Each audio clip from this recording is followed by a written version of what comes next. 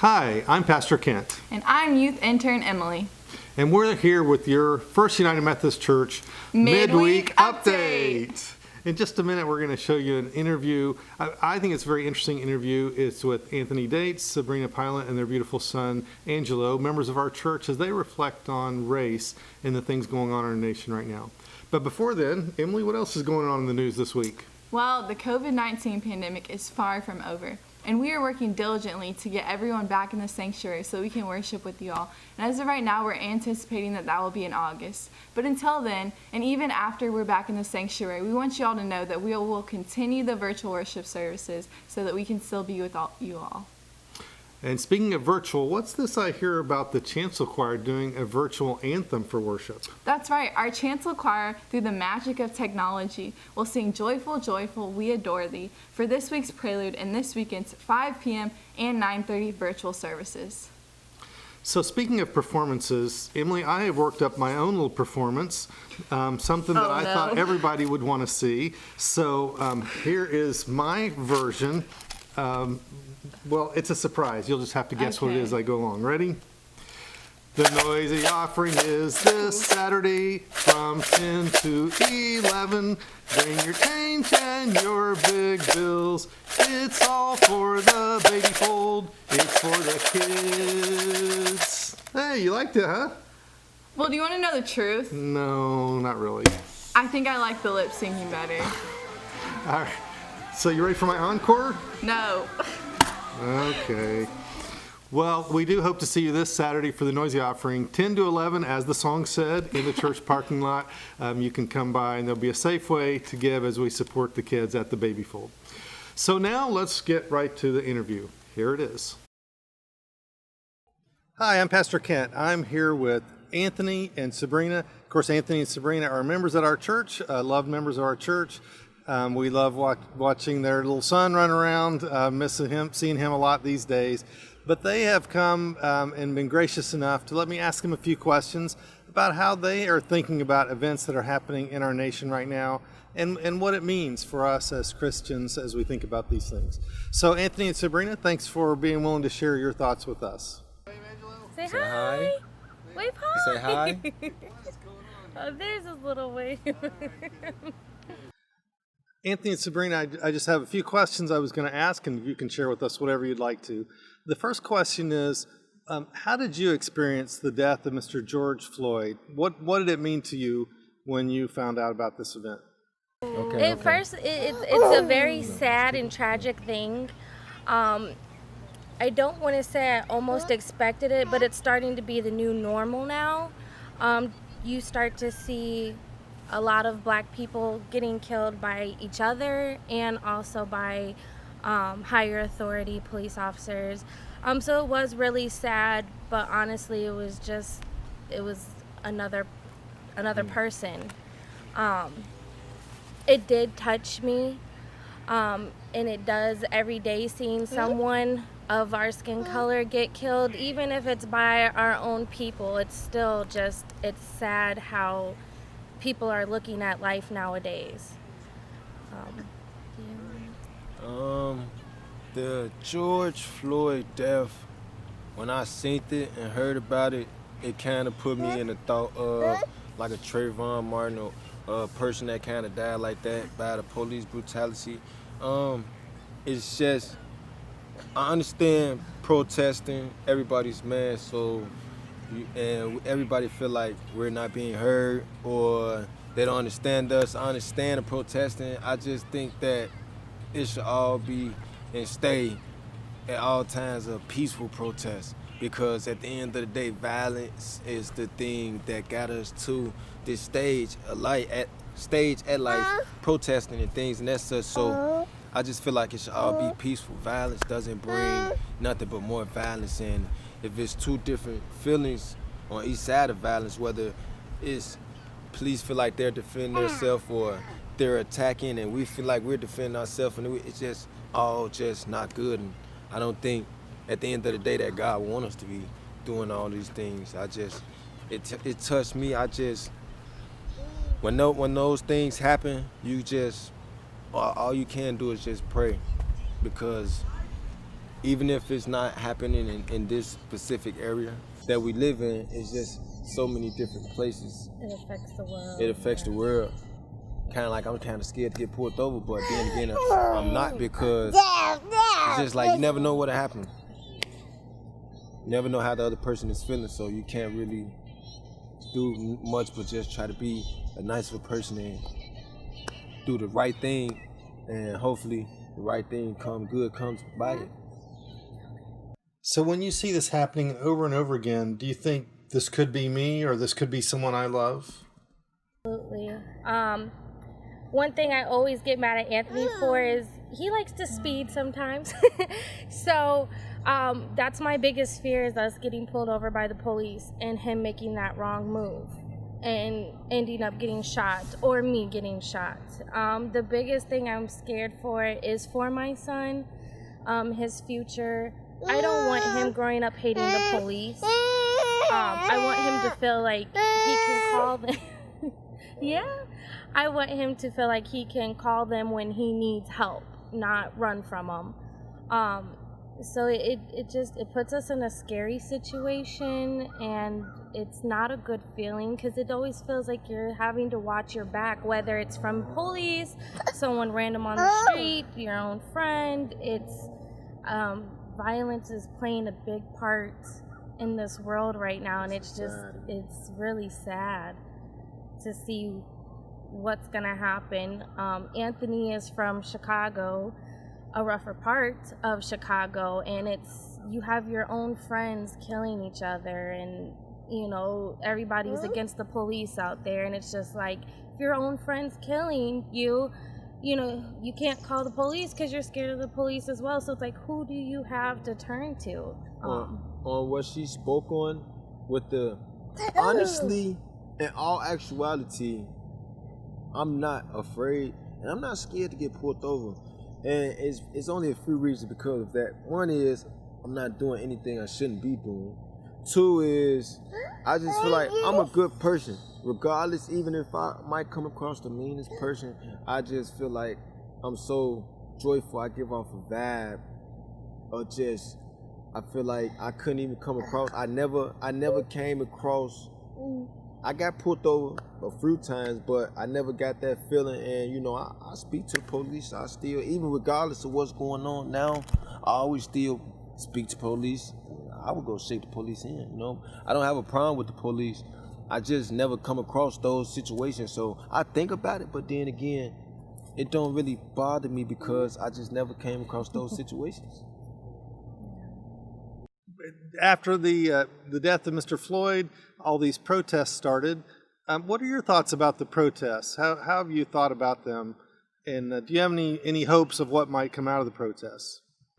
I hope that everything this protest is, because it's been going on for a while now. Like, this is honestly, in my 23 years of living, this is like the first time of me really experiencing this protest. And I heard about a couple schools going on strike, things like that, but like, this is really like the first ongoing protest that I have lived through, and it's still ongoing with everything that's been going on. So I just hope that I hope it brings more people together, because you got different racial people coming together and just standing as one, and I hope it really just brings a lot of more people together versus break people up.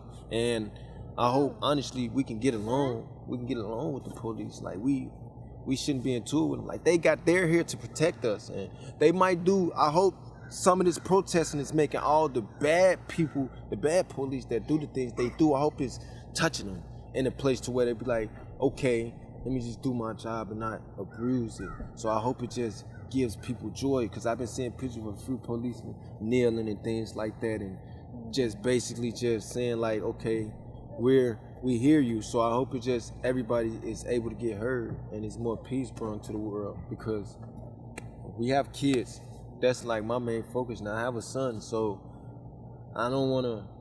I haven't protested or whatnot. I just want to be there for him, because that's the focus now. We have a lot of this newer generation needs a lot of more help and more guidance to maybe stop the violence and do better. So I just hope everybody can come together and be teachers to each other and hold one another hand versus be so mean. If you don't mind my asking, how have you personally experienced racism? I don't know if I've really truly ever had anyone be actually racist towards me, but I do get that feeling. I do get a lot of stares. Sometimes I feel like me and Anthony get a lot of stares, especially with him. I feel like they stereotype us. He has dreadlocks, so I feel like he gets stereotyped a lot. As far as racism, it's a little bit harder for me because I am half white, half black. So I come kind of from both worlds that I feel like a lot of people don't understand, because I have my white side of my family who, you know, looks at things differently, and then I have my black side of my family who looks at me differently. And I have my black grandmother that always tells me, "Oh, you're too white," and it's like, how am I too white, Grandma? With her being all black. So it's like I can't find, sometimes I feel like I am too white, or sometimes I feel like I am too black. And it's hard. It's because you want to fight for black, and then you want to do it peacefully. In my opinion, the protesting to me doesn't help. Peaceful protesting, yes, but looting and destroying other people's properties that they've worked hard for, I look at it as, what would God want us to do? He wouldn't want us to act like that. He would want us to come peaceful, because that's how we will get heard. I feel like destroying things is just we're setting ourselves for that stereotype that they already thought we were. Racism, I feel like my hair.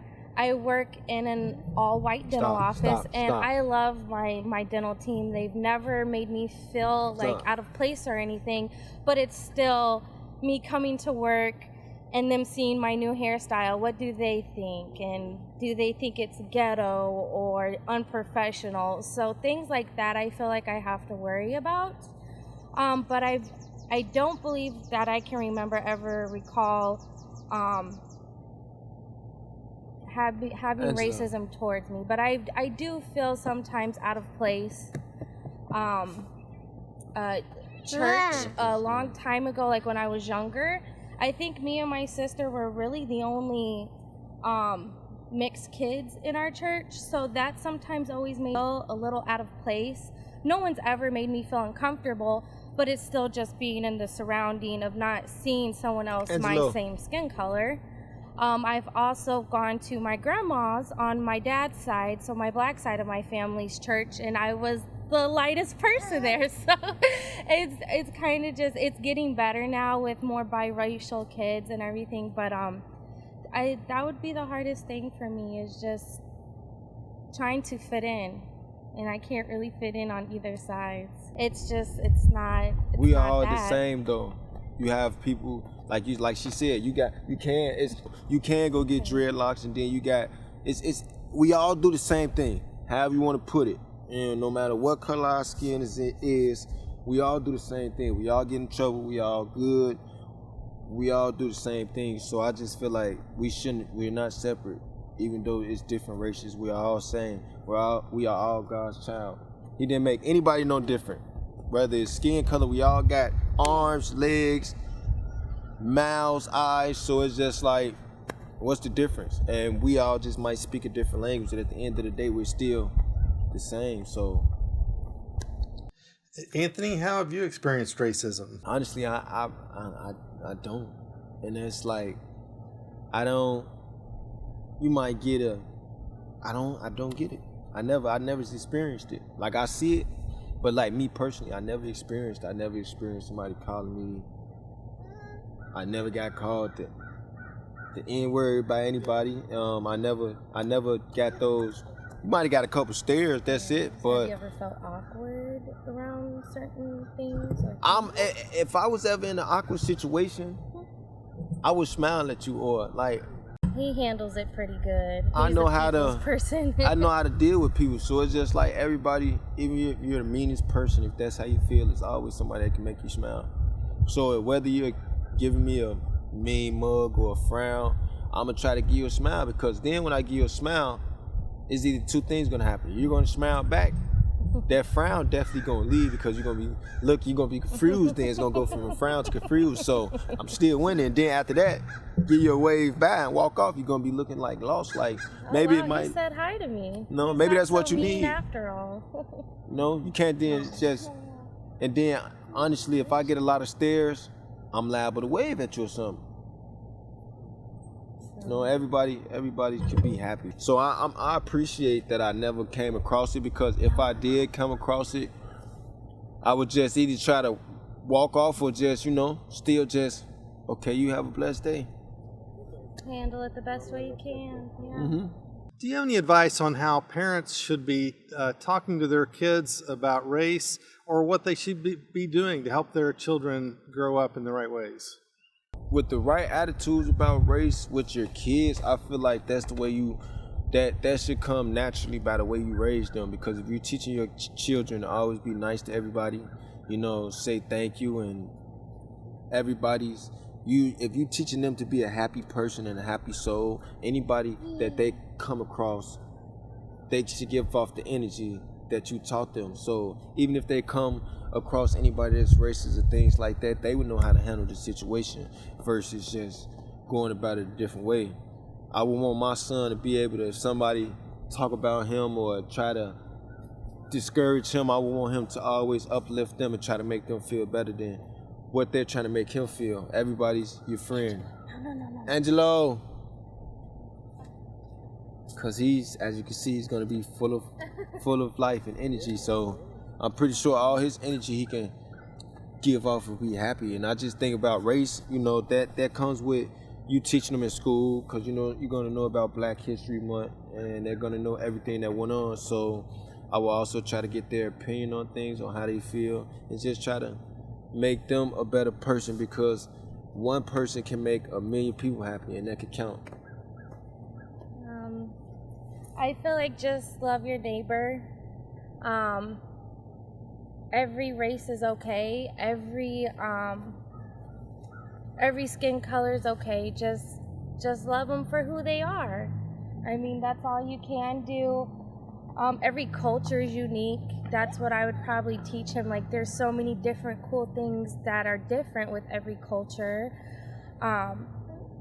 And just be happy, and if Angelo ever stumbles upon racism, I do want him to be educated and to handle it in the proper way he's supposed to, and to not let that get to him, because it shouldn't. I'm hoping by the time he can understand racism shouldn't let it get to him, and there should hopefully be a change. No. And just handle it the best way we can. That it's okay to be dark. It's okay to be black. It's okay to be light. It's okay to be whatever color you want to be. If you wanted to go tattoo your skin in purple, then that's what you want to do. It's okay. It's okay to be you. So that's definitely what I'm going to teach him. Do you have any thoughts on what our church needs to do or can do to be more open to people of all races? Finish doing what you're doing. Yeah. Straight like that, because I felt welcome ever since the first day I stepped in here. This was like I went to churches here and there, but since I came, it's like welcome. You kind of, I be excited for things, services and things like that, and then it's not just that. I see other people that's just like me, but they're different. And then I see the love that it's just so much love. I want to say, just don't change nothing. Just keep going. And if you need me to speak again, I would love to. I think the church is doing a great job. Me being a person, I'm shy, so it's hard for me to reach out to other people. So when people do reach out to me after the service, it does make me feel more comfortable that they're willing to come up to me and introduce themselves and talk to me and have a conversation with me. that Good really feeling. does make me feel more comfortable and more at home. So I think everyone's doing a great job. The way you guys treat Angelo and Yes. that also is like a big pointer because everybody since he's been born, he got baptized here. I actually joined the church the same day he got baptized and he joined the church. I really feel appreciated because it's just so much love that everybody that you guys give Angelo, and he loves it here, and it's just can't wait for him to get older so that way he can go up there and sit on the stage when it's that little time for the kids. But it's just so and what is called the loud noise, the Noisy offering. noisy offering. It's just you guys always doing things to try to help out, and that's I feel like anybody that helps is wonderful, and you took me in as your own, so I forever got love for you. Yeah. Found a good home. It's fun here too. I can't wait. When's the next picnic? Is there anything else that the two of you would like to share? Be happy, like. I just pray that this all passes over and hopefully everyone gets an understanding. I do hope police brutality, is gone. In my opinion, shooting someone is not okay. I feel like they should take different measures. Like if it really got out of hand, try tasing someone first.